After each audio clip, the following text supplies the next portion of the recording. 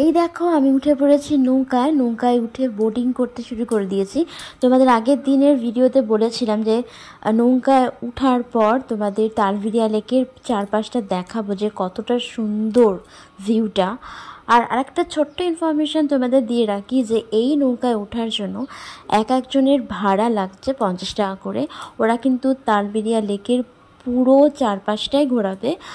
আর এখন তো আমি আমার ফ্যামিলি নিয়ে মানে আমার দিদি মাকে নিয়ে নৌকায় বোটিং করছি। আর আমার হাজব্যান্ড ওঠেনি, ওর অফিস কলিগদের সাথে এনজয় করছিল, আর আমি আমার ফ্যামিলির সাথে এনজয় করছিলাম।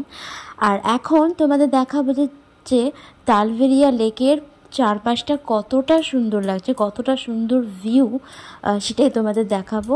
মানে ড্যামের ওপর থেকে একরকম সুন্দর লাগছিল, আর এখন আছি নৌকায়।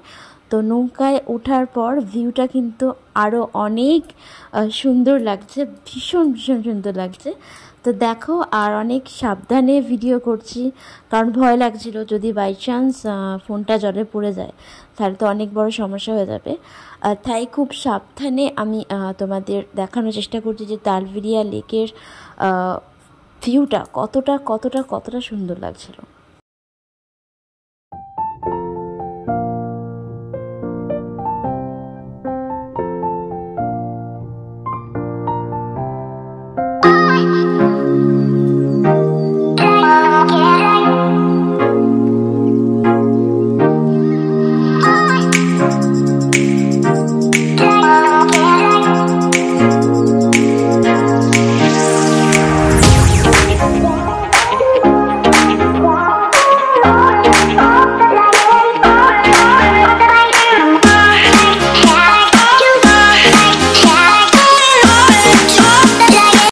লাইফে প্রথম বোটিং করছি, তাই প্রথম একটু ভয় লাগলেও এখন কিন্তু বেশ এনজয় করছি ব্যাপারটা।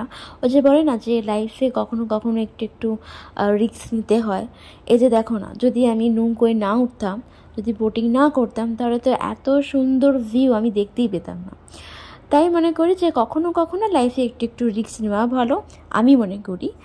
মানে আর কে মনে করা যায় না, বাট আমি মনে করি যে লাইফে একটু রিস্ক নেওয়া ভালো। এই যে দেখো না, চারপাশটা কত সুন্দর লাগছে, মানে ড্যামের ওপর থেকে একরকম লাগছিল, আর এখন যখন নৌকোয় বোটিং করছি চারপাশটা অদ্ভুত রকম সুন্দর লাগছে। আর দেখতে পেলে আমার মা কিন্তু হাই করলো।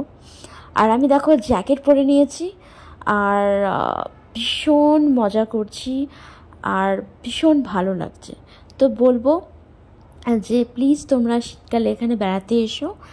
যারা কম খরচে বেড়াতে আসতে চাইছো তাদেরকে বলবো যে বাঁকুড়া পুরুলিয়ায় কিন্তু প্রচুর প্রচুর প্রচুর ঘোরার জায়গা রয়েছে। তাই তোমরা দেরি না করে এই তালবেড়িয়া লেকে চলে এসো। এর পরে সিজন আসে শিমুল আর পলাশের বন, সেটা তোমরা বসন্তের সময় দেখতে পাবে। সেটা একটা অন্যরকম দৃশ্য, অন্যরকম লাগে সেই সময়টা, মানে বসন্তকালে আর কি, মানে বসন্তের সময়। তো আমি কখনো যাইনি, যদি কখনো যাই অবশ্যই তোমাদের ভিডিওর মাধ্যমে দেখাবো।